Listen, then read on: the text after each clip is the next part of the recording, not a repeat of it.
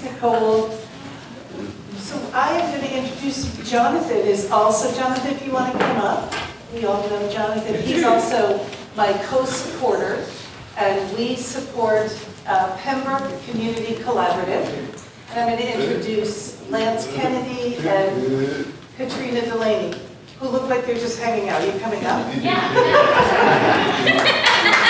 We say the last but not least. Katrina's like, we're just doing that.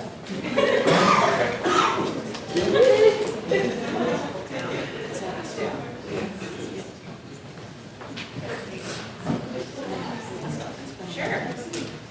All right, so hi everybody, I'm Katrina Delaney, and this is Lance Kennedy. We work together on this grant for the Pembroke Recreation Department. We have a brand new community center in Pembroke, and Lance has been leading that charge as the director. And I brought this idea to him to do this grant to bring some more opportunities for inclusion in our town. So our idea started out to be a volunteer-based initiative that promotes inclusive community engagement through local events, intentional partnerships, and recreational programming. Some of the activities we did focused on training on meaningful inclusion, collaboration with local organizations, and inclusive participation in town events and programming. Some of the population we were looking at was really community members of all ages and abilities across the spectrum of age, with a focus on authentically including individuals with disabilities. And we also had a focus on, obviously, friendship and inclusion. By focusing on strengths and shared interests, the project fosters genuine relationships and ensure everyone can contribute and connect.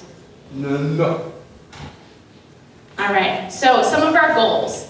To build a stronger sense of belonging across the community, promote organic friendships through shared activities, and expand inclusive opportunities in our town through recreational opportunities, townwide events, and greater collaboration between the Pembroke Recreation Department and Pembroke Public Schools. Awesome, so I'll pass it over to Lance for some of the actions that we took. Sounds good. Well, I know this is a tough spot, right? Where the last one's holding you from getting home. So we appreciate your time. As I look at it, I've listened to some amazing groups, and we're like the infant in the room, right? You guys, a lot of you have been doing this for a long time. And I'm the infant, actually. Katrina's been doing this for a long time in her world. But for our town, I think this is a new process for us, right? We're trying to understand what our needs are and how do we meet those needs. And this grant has really helped us do that. And again, we can't thank the ARC enough for this process. But with that, it's allowing us to start to make connections that are already there. Katrina has herself done a lot in our community for that. She's brought it to light. And now in my role as community services director is I can make those connections. There's already been some great work going on. We have a lot of partnerships, which we're going to talk about in a second. But the work has been going on in our community, but how do we be more intentional with it? I love that my colleague said that he's trying to do things in other communities to bring us together, right? And that's the goal. We know there's limited resources, and how do we work together for that? So let me get to our point here. So you guys can read a lot of it, but I think the key thing for us is we're trying to focus on what is going on in our community and how do we make this an inclusive component. So it's our events. We have great partners with New England Villages. It's an intentional community where residents with disabilities live. And so how do we partner better with them? My rec commissioner, chair, she works there. So there's a great partnership. We support the Unified Basketball Team. We're the host for that. So there's a lot of good things there. Katrina has really helped us with offering a sensory room for the Pembroke Tree Lighting. It's an event we do every year at our new community center. We've been able to provide these components that we didn't have in the past. And obviously, our partnership with the school system is very important. They've been really growing their program. So they went from a high school unified team to now a middle school unified team. And we're hoping eventually our 3 elementary schools have that unified team as well. So we can really expand there. And then we want an easier way for people to have access to our center and the activities that we have going on. Yeah, fantastic. And just to speak to that, Lance, without even chatting with me, which was fantastic to see him taking the initiative in so many ways, found a way to make it easier for folks from New England Villages to come in and check in without having to scan every single card. And simple things like that just make it more of a welcoming space. And those little pieces are those things that he picked up on, which I really appreciated. We also organized a training on inclusion for the community center staff, and that was led by Dottie and Jonathan, which was fantastic. And we got really great feedback from folks at the community center. My favorite part of that was looking back and seeing one of the facilities staff rapidly taking notes throughout the whole presentation. I certainly teared up when I saw that, just thinking about my own daughter who has disabilities. We also met with the library director to collaborate on providing more sensory offerings through the lending library of things that they have. So they're making sensory bins. And while the Pembroke sensory tent was something that I started before this grant, we were finding a way to integrate it into the community so that it just doesn't live in one person, me. Priorities change, time management changes, and so we want to have that continue even after I'm leading that charge. So we're going to have it be something that can be rented out through the library of things at the library. And we also offered a sensory-friendly area in our egg hunt this year. So just a little bit about New England Villages. So this was an intentional community that was started. It opened in 1972 to empower adults with IDD to live meaningful and self-directed lives. And right now, there are over 150 individuals with a range of needs that are served there. And we really felt, because New England Villages is in our hometown, it's in Pembroke. And so it was essential for us to make sure that we were creating additional opportunities for inclusion in the community, beyond what the great offerings that the staff there provided, to be able to build on the work that we were doing and also just make sure that we were being intentional in our planning. Well, this is some of my friends that I made through some of the work that I did with the Pembroke Sensory Tent, Pembroke Sensory Space. One of them is here, Lisa, at the front, and then there's me, my friend Erin, and Melissa, and that was in December of last year. I want to highlight, so recently when we built our new community center, we now host our town elections. So Terry and Kyle works with Terry at the Villages. Terry comes every year and volunteers at our elections. And Andy is our town clerk. The relationship that they have developed through this process that Terry has helped out. Last year I saw him at the desk checking people in, and then this year he was at a precinct helping out. So to see that relationship grow each year, that he volunteers and grows, and part of that process has been great. And then part of our Unified team. So Carlos, he's our gentleman over here in the hat on the right side of the picture. Carlos is my buddy. He comes in every day and challenges me to basketball. He says, "Come on, I'm going to beat you." But he just graduated high school. I'm very proud of him for the work he did. But Carlos was at a point that he ended up coaching with our Unified team. He wasn't a player this year, he was a coach. And he really took that role on, and you can see when they practice in our facility on Thursday nights that he loved being a coach and loved supporting that. So Carlos has been a great volunteer within our community center as well. He comes in and helps provide our meal program. We do Meals on Wheels during the day. They help prepare meals. Does a lot of different things around the community center. So it's been great to get to know Carlos. And fun fact, Carlos is actually the son of the teacher who teaches my daughter. So they're the best.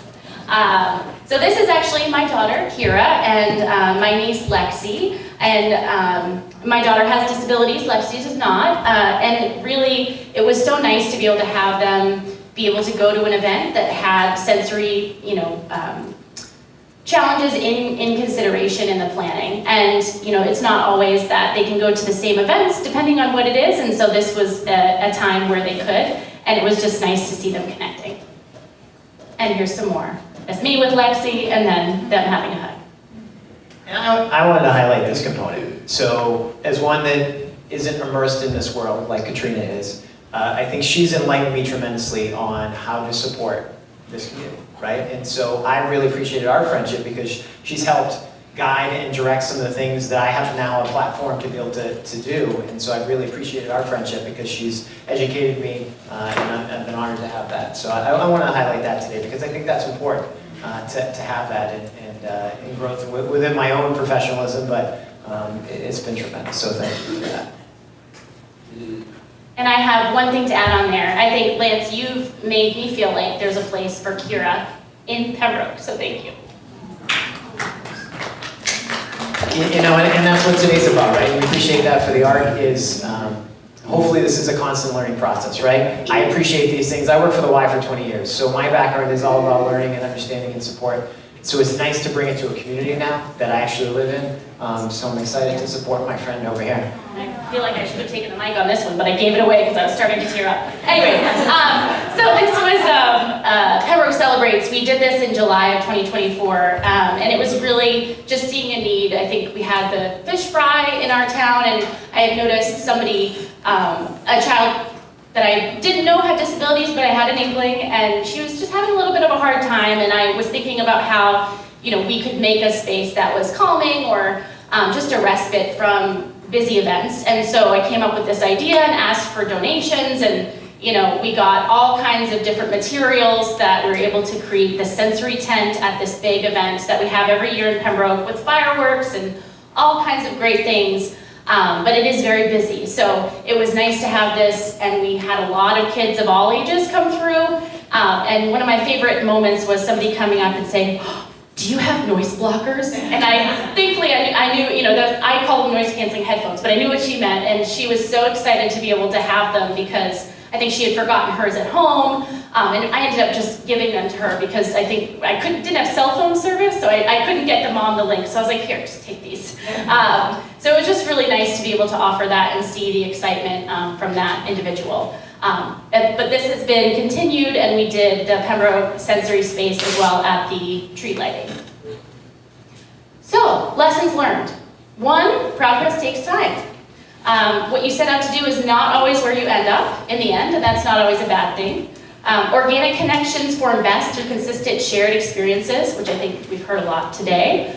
Through service, recreation, and social events, naturally build those relationships. And supportive and welcoming environments strengthen those connections. And one other piece is that really supporting our youth leaders in these initiatives creates a ripple effect that we don't even always see initially. And I think that our youth in town have really been taking the lead in a lot of ways and also building on things that we have done, and it's just been great to see. So, some of our realizations is that when inclusion is consistent, visible, and built into shared experiences, it doesn't just change events, it changes conversations and mindsets. And we're seeing how those mindset shifts lead to greater community engagement, lasting friendships, and ultimately a stronger community. So one of the most powerful outcomes has been the growing community-wide interest and commitment to inclusivity. So we've been seeing more organizations, town leaders, approaching their planning for different events with inclusion in mind and thinking about accessibility as integrated into the planning process. And we've really seen that cultural shift in engagement. I could just highlight this picture. So within this picture, we have the Sheriff's Department that has brought their animal, more like a horse, it was a dog. And then the 2 members there in the middle are residents of our New England Village. Who, in this particular event, was at New England Village, but they're also my consistent walkers within the community. They come take advantage of our track. She has a little baby that she brings every day, and I love it, and I help take care of it as well. And so, next to her is Ginger, my rec commissioner. And so, this kind of highlights the full scope of what our community can do together. So we're excited, and I think that's sort of those foundational blocks that we've been trying to build, is how do we all work together in this process. So here's another picture of us from the tree lighting. Some of the best practices that we found is really have a team working on any project like this. Having a few folks to be able to lean on and bounce ideas off of is essential. And then building on programs that are already embedded in your community, I think was really helpful, and it's not like we're transposing something onto the community, but rather building from what's already there and strengthening. And also leaning on the gifts and talents of the people within your community, because there's so many people that will show up if you ask. And I think that was, apparent from various aspects of what we did. So really asking for help, and you never know who's going to champion your idea. And if something doesn't work, pivot. Here's some pictures from the tree lighting. This one was indoors because it was winter, and so we decided not to do the tent, but rather have it inside. And it was great to see so many parents connecting, as well as the kids. So what's next? We plan to hold a community-based inclusion training similar to the one we did for the community center staff, and we'll continue to form partnerships with different events and organizations to build out the volunteer portion of the project, to have those natural friendships form. And we'll also be continuing to stay in communication with New England villages. Moving forward, I'm going to be passing off the materials for Pembroke Sensory Space to the library so that it can live within their rentable library of things for other events in town to use. And we're thinking about revisiting our event planning form for the Recreation Department, Community Center, to include a spot about inclusion and access so it's embedded in the planning process. And we'll also be mapping out, this is one I added, so Lance might be new. This one I didn't talk to you about. We're going to be mapping out an annual calendar of town events about when to reach out to folks in the planning process so that we make sure that we're planning with enough time for all of our annual events, which are usually around the same time of year. Sounds good. So just to kind of summarize, obviously we hope to maintain a consistent presence, weaving inclusive planning into ongoing community initiatives where we can help create traditions and foster a lasting sense of belonging for all of our residents. And I think if you could take anything away from our learnings, it's just continue, any little bit that you can do continues to build that foundation, right? Some of you guys know that, you've been doing this for 100 years over there, some for 3 years, some for 20, I've heard. Just continue it, and I've been encouraged and humbled by everything that you guys have shared today. I'm excited to take what you shared back with us to our community. I'm ready to have some karaoke, I'm ready to get some theater going, like all these things that I can do now in our community. Love the partnership and the different activities they did, so we can't thank you enough. Again, I can't thank Katrina enough, Dottie and Jonathan and Rachel, so thank you guys.